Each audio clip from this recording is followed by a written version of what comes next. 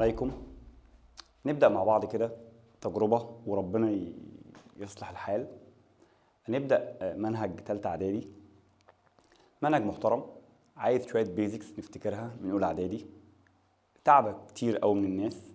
امشي معايا بالورقة وبالقلم بالراحة خالص، من غير عصبية، بهدوء.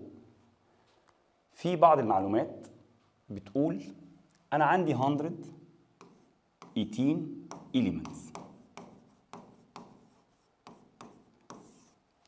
يا دكتور منهجك عبارة عن كيميكال رياكشن، اليونت الأولانية بلاش أقول منهجك يعني. فالكيميكال رياكشن محتاج أعمل كيميكال إيكويشن، والكيميكال إيكويشن سيمبلز، رموز. طب الرمز قلت له من أولى إعدادي لو السيمبلز لتر واحد بيتكتب كابيتال، ما تستخفش بالكلام. ولو هو 2 لتر الأولاني كابيتال والتاني سمول. طيب يا مستر اللتر ده بيتكتب 1 اتوم ولا 2 اتوم؟ قال لي لازم احفظ اللي هيتعمل دلوقتي. الكام بيج اللي هتكتبه دلوقتي دول لازم حفظ. قلت له الإيليمنت في سوليد وفي ليكويد وفي جاز. اخلص من الليكويد لان هم قليلين. انا عندي 2 بس ليكويد، واحد منهم ميتال اللي هو الميركوري، لما بيظهر على هيئة إيليمنتس لوحده بيتكتب HG، يعني consist of one atom، ما ينفعش حاجة غير كده. أما البرومين ده نون ميتال بيتكتب Br2. يبقى لما باجي اكتب ايكويشن والاقي فيها ميركوري بروح مترجم الوورد بتاعت ميركوري الاتش جي، بلاقي فيها برومين Br2. انا بتكلم عليا وانا اليمنت ولا اليمنت. قلت وهقول ان الاليمنت ليه كاركترز وليه سيمبلز غير وهو جوه الكومباوند. فرق انت وانت لوحدك غير وانت مع والدك ووالدتك. هنا ليك اسلوب وهنا ليك اسلوب تاني. هنا ليك اسم بتنده بيه ومع عيلتك اسم بتنده بيه. اما السوليد قال لي كل السوليد consist of one atom. ايرون الترجمه اف اي، سلفور قلت له اس، كالسيوم سي اي، صوديوم ان اي، وهكذا وهكذا. طب والجازز ناخدهم بقى بعيد كده خالص. الجاز هم 11 غاز، في منهم 6 انرت، دول ما بيخشوش في كيميكال رياكشن لا داعي لذكرهم. اما في 5 اكتف جاز. اسمع ودون انت بقى. ال5 الاكتف جاز داي اتوميك، يعني consist of 2 atoms. كلمة diatomic يعني consist of 2 atoms. زي الأكسجين، زي الهيدروجين، زي النيتروجين، زي الكلورين، زي الفلورين. أي حد من ال5 دولت، بص انا حافظهم ازاي: اكسجين، هيدروجين، نيتروجين، ال3 جن ورا بعض، وبعد كده كلورين، فلورين. اي حد فيهم هيظهر لك على هيئه اليمنت consist of 2 اتوم. الهيدروجين H2، النيتروجين N2، الكلورين Cl2، الفلورين F2. انا لو اتبعت الارشادات ديت هقدر احول الوورد جوه الايكويشن لسيمبلز مظبوطه واعمل بالانس. يبقى هتظهر لك كلمة أكسجين O2 الكلام وأنا إليمنت، عشان ما يجي أكتب كومباوند ما تقوليش ما أنت كاتب O. أيوة يا فندم أنا بتكلم عليا وأنا إليمنت. يعني بص كده، لو أنا بقول مثلا إيكويشن هيدروجين بلس أكسجين، معادلة خدناها زمان وإحنا صغيرين في أولى إعدادي. بنكون ميه طبعا. قلت له ده element ف H2 انا ذاكرت البيج اللي قبل دي بلس اكسجين رحت قايل O2. طب رمز الووتر انا حافظه H2O. كده انا حولت من وورد لسيمبلز وبالتالي اقدر اعمل بالانس بقى براحتي. ازاي اعمل بالانس؟ قلت له لازم النمبر اوف اتومز يبقى قد النمبر اوف اتومز. نمبر اوف اتومز اللي عند الرياكتنتس اللي هم اللي قبل السهم اللي هم المتفاعلات قد النمبر اوف اتومز اللي بعد السهم اللي هم البرودكتس. طيب دول 2 هيدروجين، قال لي وانا برضو 2 هيدروجين. دول 2 اكسجين، انما دي واحده بس اكسجين. هي انا ليه كتبتها هنا او يا مستر يا استاذي يا استاذي؟ دي دخوه جوه كومباوند اسمه ووتر، هي تتبع الهيئه بتاعت الكومباوند، انما وهي ايليمنت انا كتبت O2. ماشي. طب عايز ازود يا مستر، عايز اعمل بالانس. قلت له عايز تعمل بالانس يبقى من بره الكومباوند، من قبليه مش من جوايا. عايز تغير غير في الديتيلز بتاعتك من بره، غير حلاقتك، غير دقنك، غير انما جوه مش هينفع يا فندم. انا هنا 2 بس اكسجين وهنا 1 اكسجين، فلو انا عملت مالتيبلاي 2 ودايما الناس بتتلخبط الرقم اللي بيتكتب هنا بيكون مالتيبلاي مع الكومباوند كله، مع كل الاتومز اللي جوه الكومباوند. فلما عملنا 2 كده الاو اصبحت 2 زيها زي اللي موجوده في الرياكتور. قال لي يا مستر ما انت بوظت الهيدروجين بقت 4 هيدروجين. قلت له ما انا هلحق نفسي. لو انت بقى سمعت كلامي وذاكرت ان انت عندك 118 ايليمنت، انا ما بقولكش احفظه، بس بقول لك انا اقدر كطالب اعرف الايليمنت هو جاز ولا ليكويد. يا دكتور ده هم 2 ليكويد بس، ميركوري وبرومين. الميركوري 1 اتوم والبرومين 2 اتومز، ماشي كده 2 ليكويد، وهم 5 جاز بس مش كتار، اكسجين هيدروجين نيتروجين كلورين فلورين، اي حد فيهم داياتوميك، والباقي اي بقى سوليد. هقول ايرن، هقول صوديوم، هقول كبر، هقول سيلفر، بكتب السيمبلز بتاعه بس، والسيمبلز عندك في الكتاب. تمام؟ ده بالنسبه للإيليمنت. طب بالنسبه للكومباوند يا مستر، قلت له عشان ابقى صادق معاك يعني الكومباوند اللي احنا بندرسها لحد ثالثه اعدادي البارت الاولاني بوزيتيف. ركز النهارده انا يعني بتكلم على اولى وثانيه اعدادي، انا ممكن ما الحقش اكمل معاك ثالثه اعدادي. الكومباوند في حدود ثالثه اعدادي عشان لما تسمع حاجه بعد كده ما تبقاش تدعي عليا. الكومباوند بتاع ثالثه اعدادي لازم البارت الاولاني يكون بوزيتيف، بيقولوا عليه كاتايون اللي هو البوزيتيف ايون، والبارت الثاني نيجاتيف اللي هم بيقولوا عليه انايون اللي هو النيجاتيف ايون. الكومباوندز 4 انواع، نوع اسمه اسيد، ونوع اسمه الكلاي، ونوع اسمه اوكسايد، ونوع اسمه سولت. وانت بتحل في الاسئله هيجي يقول لك ايه نوع الكومباوند، ما تقفش، الاجابه حاجه من 4 حاجات. الحصه مش منهج ثالثه اعدادي بس اساسيات وبسال من خلالها يعني. الاسيد اللي يميزه برضه في حدود ثالثه اعدادي ان لازم البارت الاولاني يكون اتش بوزيتيف، يعني الاسيد substance begins with hydrogen like hydrochloric acid, sulfuric acid, carbonic acid، لازم يكون اولي اتش بوزيتيف. الالكلاي لازم ينتهي بالهيدروكسيد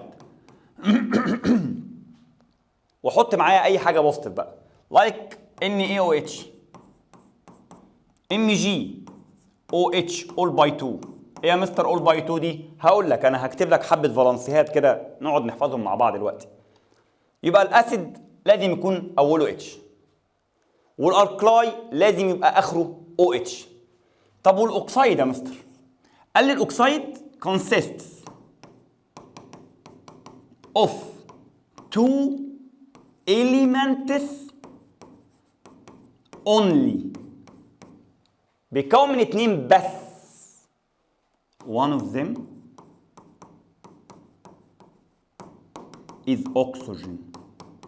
انا يا دكتور بتكون من 2 element بس، واحد منهم لازم يكون اكسجين. like MgO بتكون من المغنيسيوم والاكسجين، انا اوكسايد. CO2 من الكربون والاكسجين. SO3 من السلفور ومن الاكسجين. 2 element. اسال، احنا دلوقتي مش شايفين بعض، اسال في الكومنت، اعمل اللي انت عايز تعمله، اسال دي جت منين، دي جت منين، عشان تعلي مستوى الفهم عندك. يبقى الاكسايد انا عايز اتكون من 2 element بس، واحد منهم لازم يكون اكسجين. طب يا مستر لو انا مش اولي اتش ومش اخري او اتش وبتكون من 3 4، قلت له خلاص انت ولا اسيد ولا الكلاي ولا اوكسايد، انت اكيد سولت، زي CuSO4، زي NH4 NO3. انا بوسع في الكومباوندات. طب ما هو في هو يا مستر.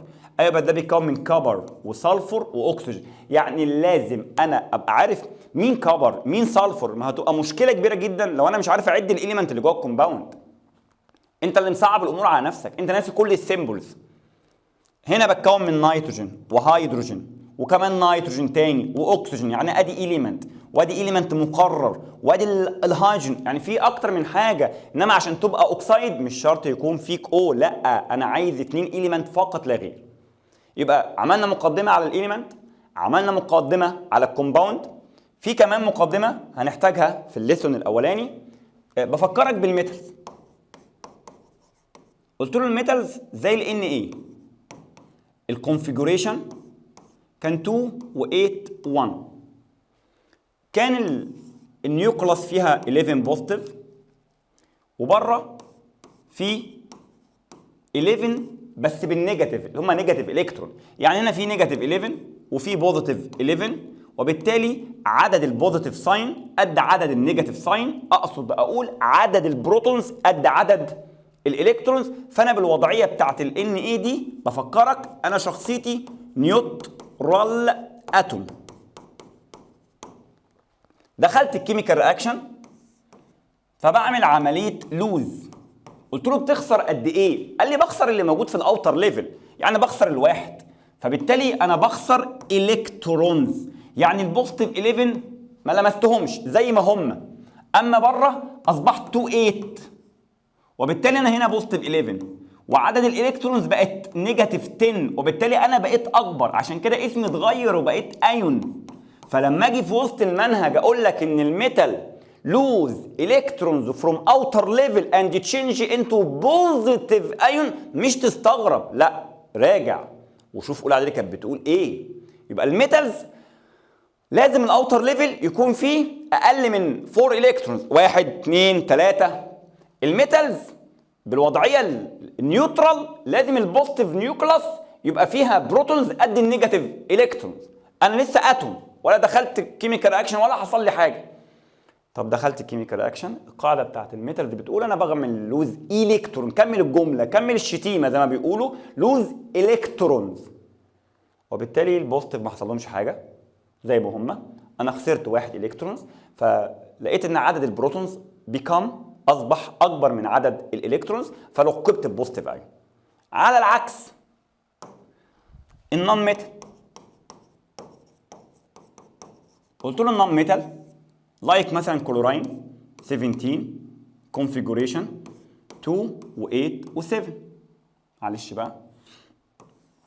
فانا عندي بوزيتيف 17 وعندي بره ادي 2 وادي 8 وادي 7، ادي نيجاتيف 17 وادي بوزيتيف 17.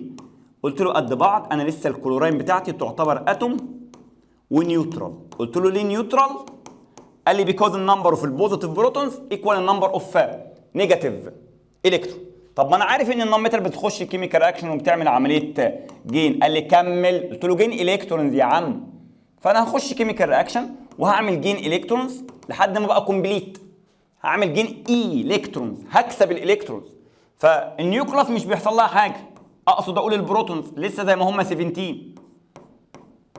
بره انا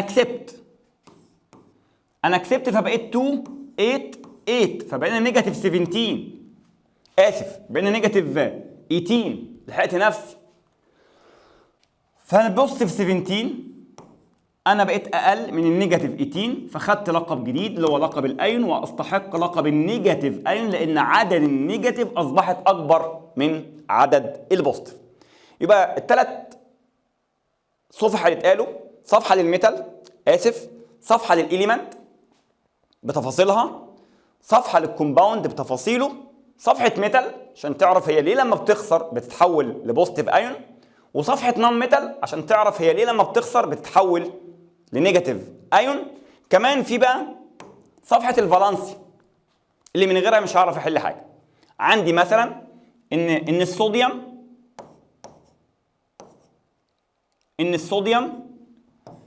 علقت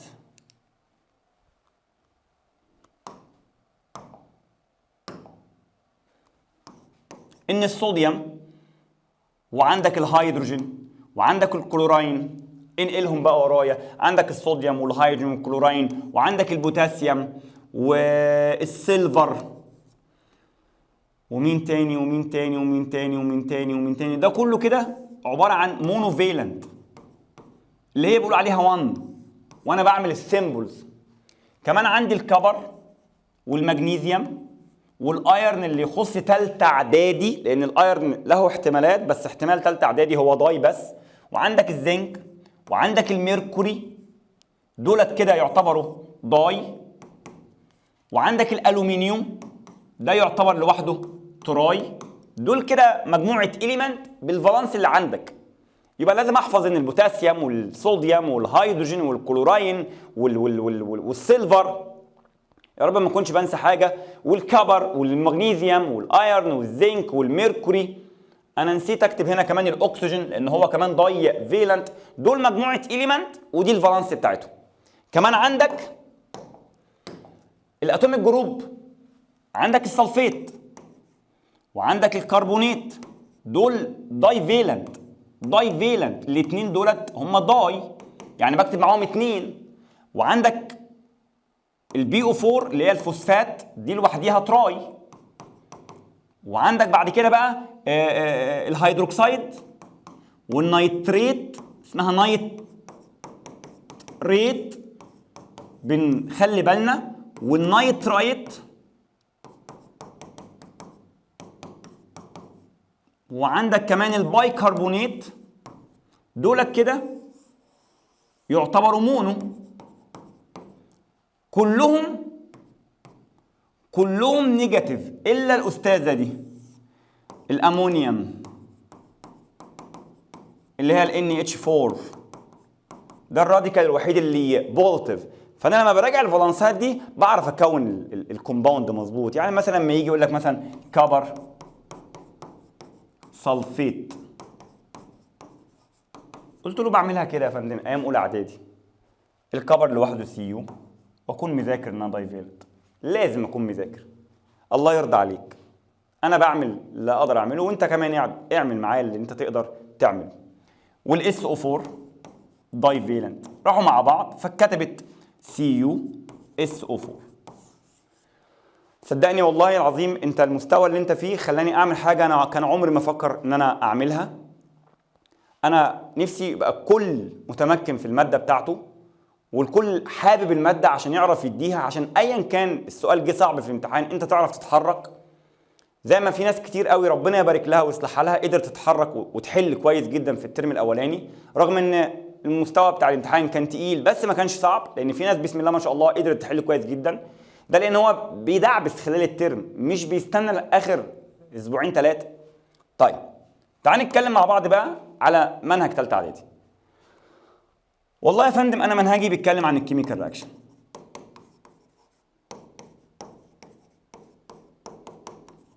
انا حاليا واقف قدام منك وبشرح على بورد بيضة مش ماسك PDF، فانت هتذاكر ورايا بقى.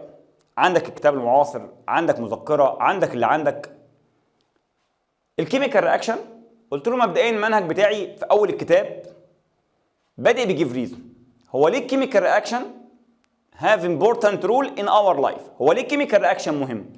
قال لي نمبر 1 انا من غير الكيميكال رياكشن البيرنينج او الوقود بتاع الفيول، قصدي الفيول بتاع الكار انجن، لو ما اتحرقش مش هيطلع لي انرجي. فالكيميكال رياكشن مهمه لان من خلاله بيحصل بيرنينج للفيول في الكار انجن في محرك العربيه، وجنريت وبينتج لي انرجي. الانرجي دي انيبل للكار انها تتحرك، خليها العربيه عندها قدره الحركه، ويعتبر بيرنينج الفيول يعتبر كيميكال رياكشن. كمان الفوتوسينثيز اللي البلانت بينفذها، الفوتوسينثيز دي عباره عن رياكشن بين الكربون دايوكسيد وبين الووتر. الجرين ليفز بتسحب الكربون دايوكسيد من الاتموسفير وبتسحب الووتر من السويل، وبيحصل بينهم كيميكال رياكشن تحت مسمى فوتوسينثيز عشان تديك الاكل. كمان تصنيعي مانيفاكتورنج للميديسن، مانيفاكتور للفيرتلايزرز، مانيفاكتورز للارتفيشال فايبرز، المنسوجات، الاسمده، الادويه، دي كلها يا فندم تحت عنوان الكيميكال رياكشن. يبقى لما يجي لك سؤال وما تستهونش بيه وتقول ان هو اول صفحه، هي ليه الكيميكال رياكشن امبورتنت رول؟ ليه هاف امبورتنت رول؟ هي هاف امبورتنت رول ديو تو رقم 1 burning the fuel inside the car engine to generate electricity to generate energy enable the car to move. الفوتوسينثيز اللي occurs due to the reaction between the carbon dioxide and water forming the food for all living organisms. manufacture الفيرتلايزرز والميديسن والارتفيشال فايبرز.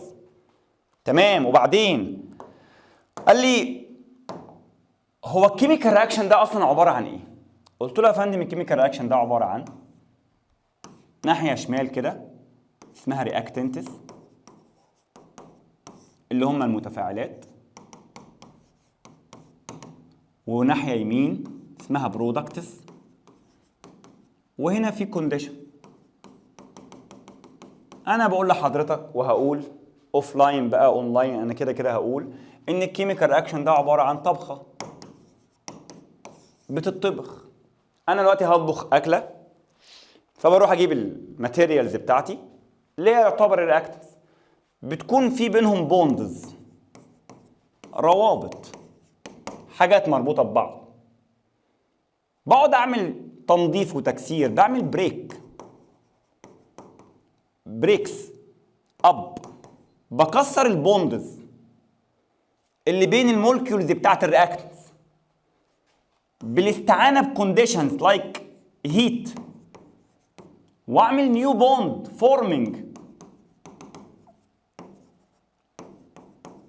بس بين المولكيولز بتاعت البرودكت. تاني بص بالراحه كده. واتس مينت باي كيميكال رياكشن؟ قلت له كيميكال رياكشن بروسيس اوف بريكنج اب، انا هكسر البوندز between molecules of reactant، يبقى انت بتكسر البوند اللي عند الرياكتنتس and forming، وهكون بوندز جديده عند البرودكتس. فلو بصيت على الايكويشن دي اللي هي مش معانا في المنهج 2mg بلس O2 هطلع بره 2mgO. تعال نفسر التعريف على الايكويشن دي. قلت له هنا كده دولت الرياكتنت في 2mg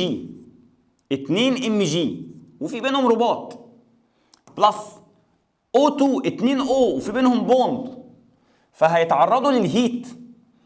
دي بوند اتكسرت ودي بوند اتكسرت، بقت الام جي لوحدها وام جي لوحدها. يبقى انت عملت ايه؟ قلت له عملت بريك اب. انا كسرت البوندز اللي كانت بتوين الرياكتنتس، وساعتها بقى رحت واخد الام جي الجديده مصاحبها على الاو، واخد الام جي الجديده مصاحبها على الاو، وكونت 2mgO. فلو بصيت انا بمشي التعريف، بمشي الديفاين على الايكويشن. انت عملت ايه؟ قلت له عملت بريك اب بوندز، كسرت البوندز اللي بين الرياكتنتس مولكيولز، بعدت الام جي عن الام جي وبعدت الاو عن الاو، وبعدين خدت الام جي عملت بوند جديده مع الاو، وخدت الام جي عملت بوند جديده مع الاو. فلو لمتنا هتلاقي 2mgO. وبالتالي يبقى يعني ايه كيميكال رياكشن؟ قلت له الكيميكال رياكشن بريكنج اب، انا بكسر البوندز، بكسر البوند بين الرياكتنت مولكيولز، واللي بيتكسر لازم تصلحه حرام عليك، and forming new bonds between البرودكتس. طيب الكيميكال رياكشن اللي انا هدرسها ليها انواع كتير. اول نوع نخش على طول، اول نوع في الكيميكال رياكشن اسمه ثيرمال ديكومبوزيشن. ده اول نوع كيميكال رياكشن. الثاني والثالث لما يبقى يجي وقته.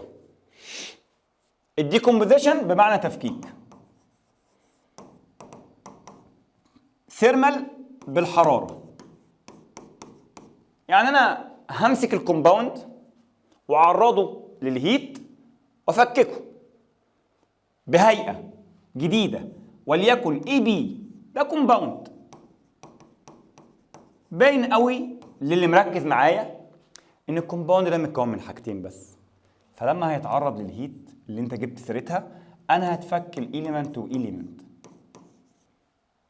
يبقى انت مسكت الكومباوند وديكومبوزز ات باي هيت انتو برايمري اليمنت، رجعته الاصل. طب ما هو ممكن يا مستر الكومباوند بتاعك ده يبقى متكون من اكتر من حاجه ويتعرض للهيت، ساعتها انا هسمبله، بسطته هيئه سيمبل than the original. انا عندي امكانيه اعمل التعريف يا مستر غير اللي في الكتاب بشويه. ماشي يا مستر؟ ماشي يا حبيبي. الثيرمال ديكومبوزيشن كايند اوف كيميكال رياكشن، انا هوصف اهو انا نوع من انواع الكيميكال رياكشن ان ويتش. ايوه ايه اللي حصل عندك؟ قلت له الكومباوند decompose by heat into its primary element او similar form او similar compound than the original. فندم what's meant by thermal decomposition؟ قلت له احنا عندنا مجموعه معادلات كلها بتتعامل بالهيئه دي، هاخد الكومباوند اعرض للنار اتفكك. فلو انا متكون من حاجتين هتفكك للحاجتين اللي هم بيسموها برايمري اليمنت. ولو انا متكون من حاجات كتير انا هتفكك بره لسيمبل فورم ذان ذا اوريجينال، هتفكك بره لسيمبل فورم ذان ذا اوريجينال. فلم التعريف بقى مستر مره واحده عشان نخش.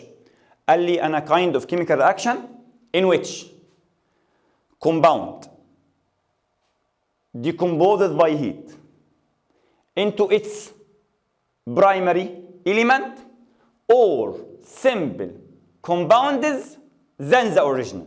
يا رب تراجعوا ورايا. طيب انا مستر ليا 5 قواعد.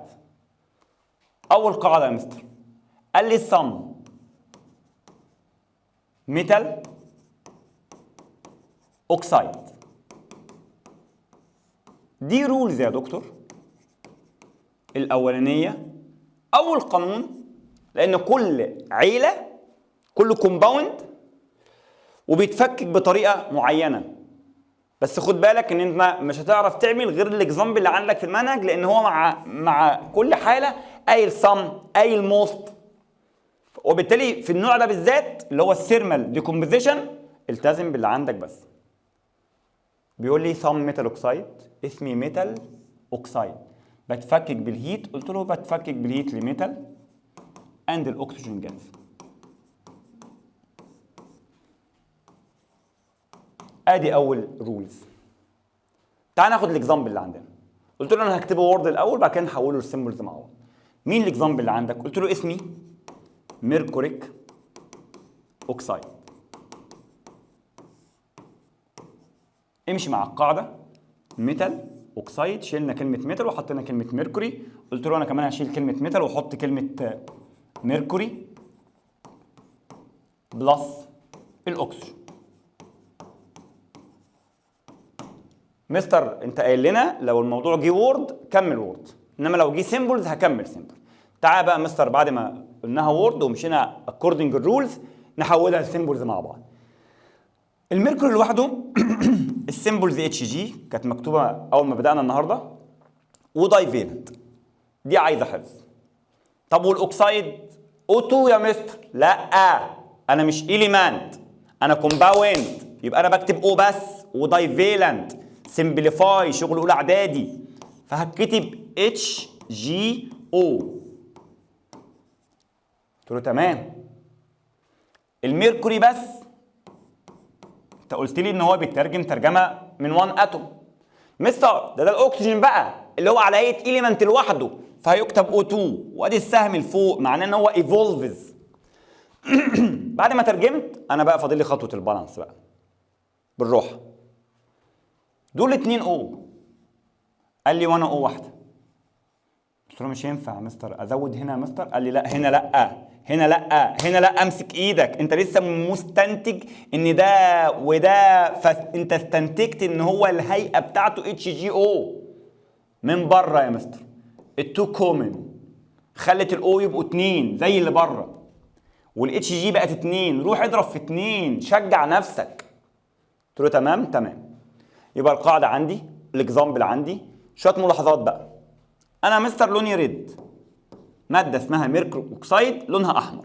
بعد التسخين يا مستر ما بقتش زي ما انا اكيد، لان مفيش حاجه بتتسخن وبدناها زي ما هي. انا بقيت يا مستر لوني سيلفري،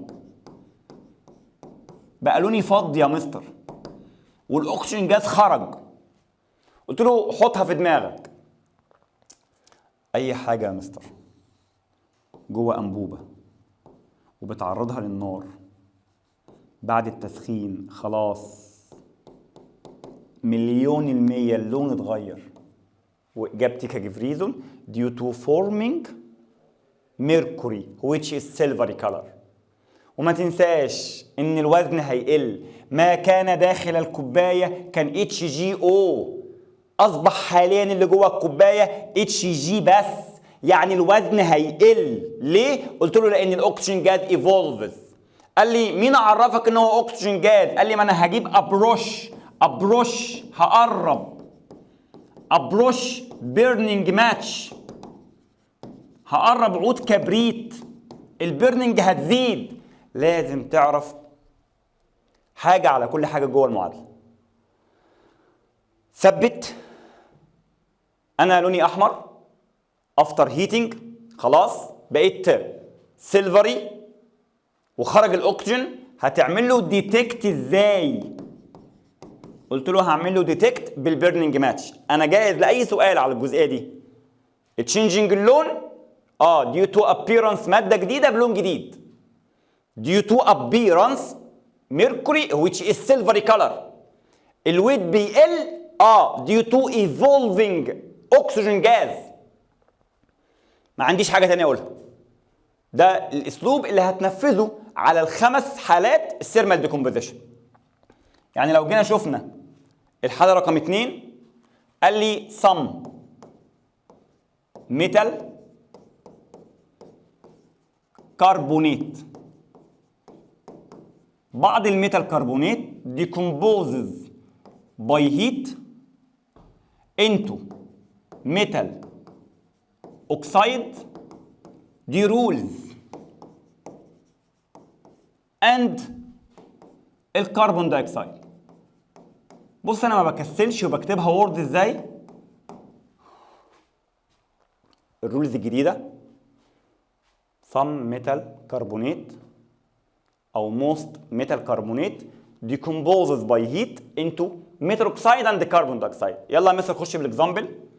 شال ميتال وحط كبر، قلت له كبر كربونات هيديكومبوزز باي هيت انتو، هشيل ميتال وحط كبر، قلت له انا كمان هشيل ميتال واحط كبر، يبقى كبر اوكسايد اند معلش اند كربون دايوكسيد. تمام. حفظت الرول يا مستر، سمعت كلامك وطبقت. شال ميتال وحط كبر، انا كمان عملت زيه. قال لي يلا بقى نحل سيمبلز. قلت له الكبر لوحده سيو في جنب، دايفيلنت. والكربونات هكون ذاكرتها ان شاء الله دايفيلنت. سمبليفاي يا مستر، الرمز هيتكتب CuCO3، مادة كيميائية تعرضت للتسخين طلع منها كبر اوكسايد، الكبر لوحده دايفيلنت، والاوكسايد اللي هي الاو دايفيلنت سمبليفاي كتبت CuO بلس CO2. انا غاز، قلت له حاضر زي اللي قبليها. انا ماده يا فندم، لوني جرين يا فندم، امكانيات يا ابني ازرق واسمر. انا بلوني بلاك، وانا غاز ايفولفز، عايز اعمل له ديتكت يا مستر، اعرف ان انا الكربون دايوكسيد. قال لي حط له لايم ووتر، قرب له اللايم ووتر، هيعمل لها تربيدتي، هيعكرها، يعكر الماء النقي. يبقى كالمعتاد give reason الجرين color disappear after heating due to forming copper oxide which is the black. اهو هي الكوبايه كان فيها CuCO3. انا مسخن يا ابني، ابوس ايدك افهم، انا مسخن. قلت له الكبر كربونات، سخنت، بعد شويه كل ده، بعد شويه ده كله هيمشي وهيتحول الى كبر كربونات. ثانيه واحده بقى،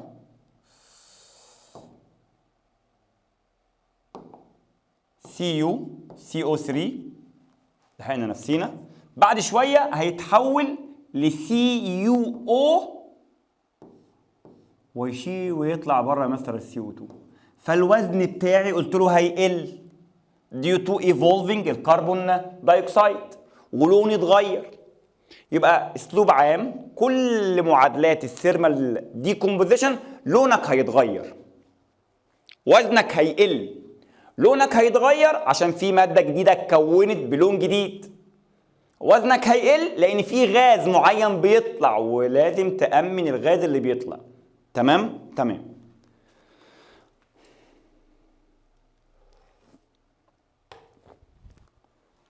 لو رجعنا كملنا التالتة some او most metal hydroxide. قال لي دولت بيتفككوا بالهيت. القاعدة الرولز انا مصر انها قانون، بيطلع منها metal oxide and water vapor. الاكزامبل كبر هيدروكسيد هتفكك بالهيت فهيطلع، هشيل ميتال وحطيت كبر. قلت له انا كمان هشيل ميتال واحط كبر، اوكسيد بلس ووتر فيبور. تمام. يلا مع بعض سيمبلز مع بعض. ازاي؟ الCu دايفيلنت، والهيدروكسيد يا رب اكون ذاكرتها مونوفيلنت. بدل هيبقى CuOH all by 2. قلت له تمام بالمره عشان ابقى قلت قبل ما انسى. انا لوني ازرق وتعرضت للنار، دي لسه كاتبينها في البيج اللي قبليها CuO اللي كان لونه بلاك، وهيطلع ال H2O، وعشان بخار خلصت. كالمعتاد اللون تشينج، الوزن الويت هيقل لان في ووتر فيبور خرجت، ما بعمل لها ديتكت، مش عندي ليها ديتكت. ادي كده 3 حاجات. الميتال موست برضو، الميتال سلفيت هيديكومبوزز باي هيت الى ميتال اوكسايد بلس صل فور تراي اوكسايد. يا رب دي رولز برضو، ودي كده الرولز الرابعه. هجمعهم لك في الاخر الايكويشنز على بعضها، مش هجمع الرولز. انا هنا كبر الاكزامبل بتاعي كلهم كبر او معظمهم كبر. كبر سلفيت ديكومبوزز باي هيت، شلت ميتال وحطيت كبر، هشيل ميتال واحط كبر اوكسايد بلس السلفور تراي اوكسايد، وده جاز برضو، وهنقول عليه حاجه مهمه جدا مش قلناها قبل كده. نقلب السي يو دايفالنت والاس او 4 دايفالنت، سمبليفاي، طلعت السي يو اس او 4. انا لوني بلو، عندك كده حاجتين بلو حتى الان، الكبر سلفيت واللي قبليها كان الكبر هيدروكسيد. انا ده عملته، قلت كبر اوكسايد وقلنا ان هو لونه بلاك. ده انا بنصح الطلبه بتاعوتي يترجموا ترجمه حرفيه، لان ده شخصيه كوفالنت، وهنبقى نوضح قدام شويه يعني ايه كوفالنت. السلفور اس، والاوكسايد يعني او، وكلمه تراي يعني 3. انا كان ليا لون وتحول بقى لون جديد، خرج عندي غاز. الغاز ده دانجرس، خطر جدا جدا جدا جدا جدا. قلت له ليه؟ قال لي لازم الاس او 3 وهو خارج من الرياكشن لو قابل الووتر فيبور بيكون H2SO4 السلفوريك اسيد. ايه لازمه المعادله دي؟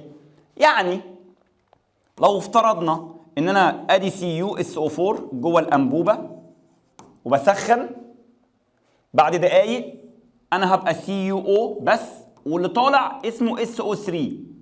لو انا بقرب وشي عشان خاطر امتع عينيا واتفرج واشوف بيحصل ايه، بلاش، لان وانا خارج لو قابلت الووتر فيبور وحصل كوندنسيشن على وش حضرتك وانت بتقرب وجهك، هيتكون السلفوريك اسيد ده ميه النار.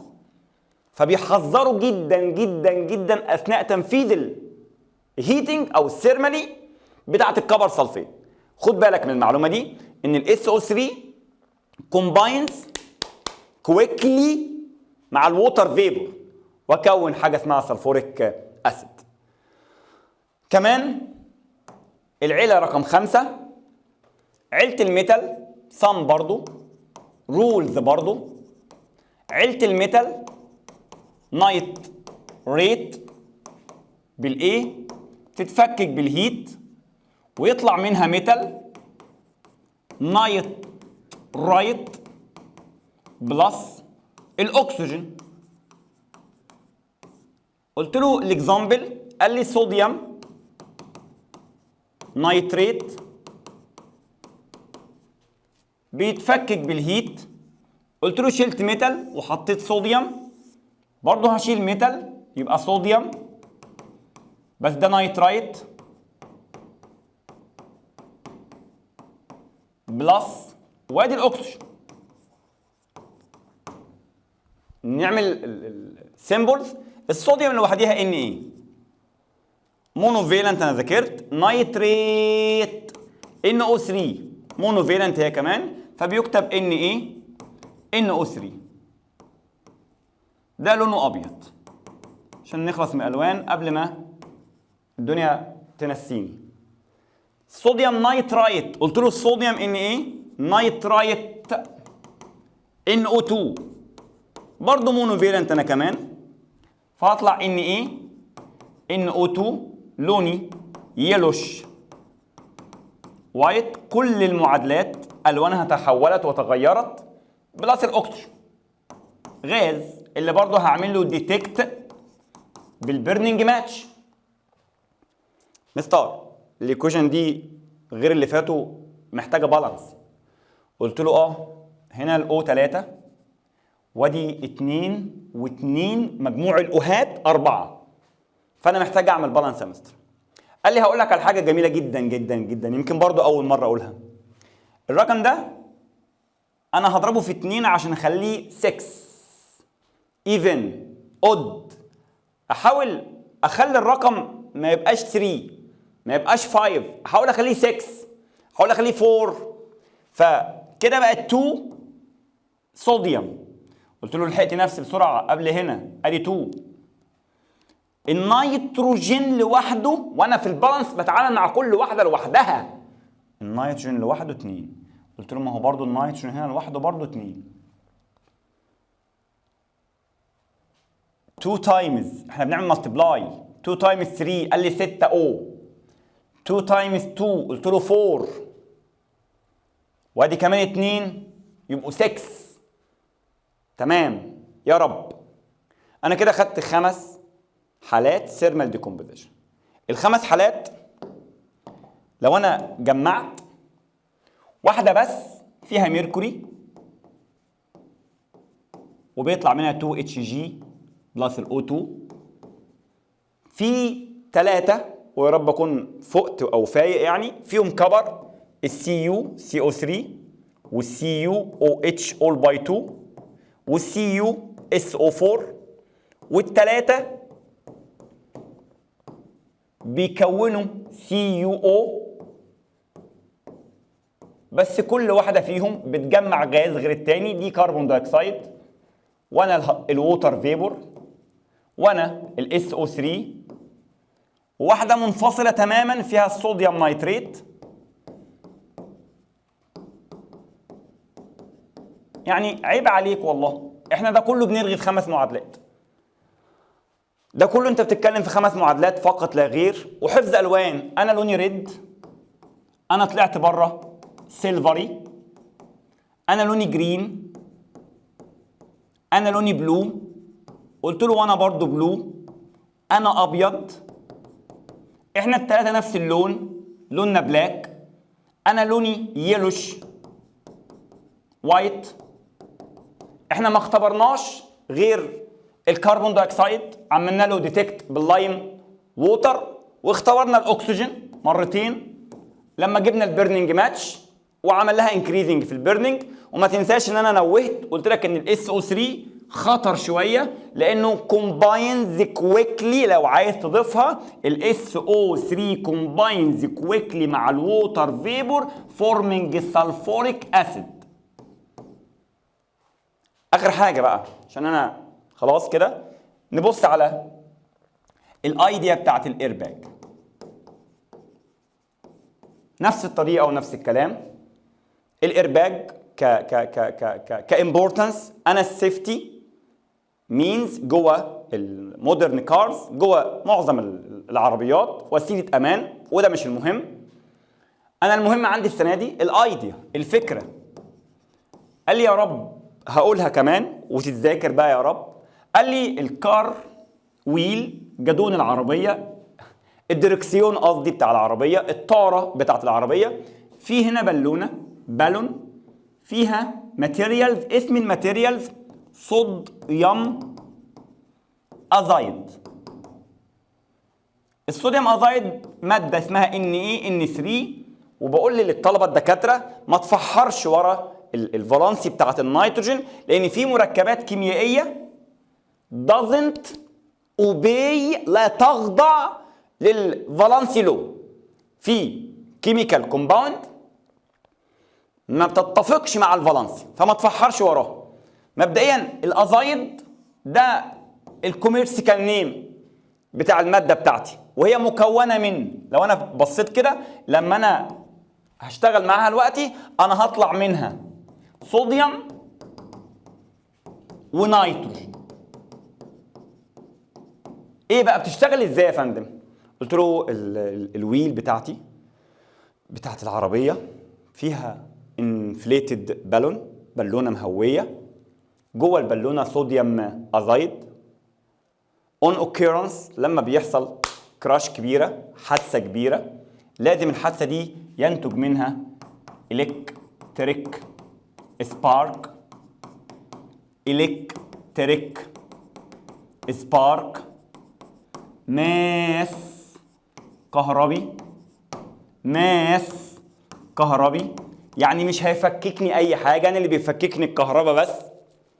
يروح الصوديوم ايودايد decomposes into sodium and nitrogen gas. نيتروجين جاز بيتواجد، تقوم البالونه انفليتد بسرعه، اتنفخت بسرعه كبيره جدا 40 ملي بير سكند، سرعه كبيره في كسر من الثانيه بتكون اتنفخت، والبالونه بتاعتي مليانه بورس، لما بصطدم فيها بتفرغ الغاز فبيكون فاكيوم رابيدلي، بتهوي بسرعه جدا عشان تديني كلير فيجن، اشوف بعد كده انا هعرف اطلع الدرايفر ده من جوه العربيه ولا هيسيبه مزنوق ولا اعمل فيه ايه بالظبط. تاني قبل ما نعمل بالانس، انا هيجي لي الامبورتنس، هقول له سيفتي مينز في الكار. طب الايديا، قلت له ماشي، الايديا بتاعتي اون اوكيرنس وقت حدوث الاكسيدنت، electric spark generated، ماس كهربي بيتولد، which causes الذي يتسبب which causes decomposition of sodium azide into sodium and nitrogen. nitrogen gas inflated the balloon، نفخت البالونه، and become vacuum rapidly، وبيهوي بسرعه جدا. وبعد كده اعمل لها بالانس بقى، دول 3 انا هعمل ملتبلاي 2، وبالتالي بقى عندي 6 نيتروجين. هاجي هنا هضرب في 3 عشان يبقى عندي برضو 6 نيتروجين. كده انا عندي 2 صوديوم، قلت له هحط هنا 2 عشان تبقى الموضوع بالانس. ودي الايديا، وما تنساش الرقم بتاع سرعه امتلاء البالون بتاعتي يعني. تاني الحته دي اخر حته، انا بتكلم على الايديا بتاعه الايرباج، مهمه جدا وجديده ولايف ابلكيشن، وما تنساش ان هي ما تعتبرش تبع الثيرمال ديكومبوزيشن، هي ديكومبوزيشن بس بالكهرباء. الامبورتنس قلنا كمان سيفتي مينز، وسيله امان. الايديا مهمه يا شباب بالله عليكم، الايديا اون اوكيرنس كار اكسيدنت، electric spark generated حصل ماس كهربي، causes تسبب decomposition صوديوم ازايد into sodium and nitrogen. الكلام عن النيتروجين بقى، ده نيتروجين جاز عمل انفليتد للبالون باكستريم هاي سبيد، بالراحه خالص اهو يا فندم، من اول تاني يا فندم. on occurrence الاكسيدنت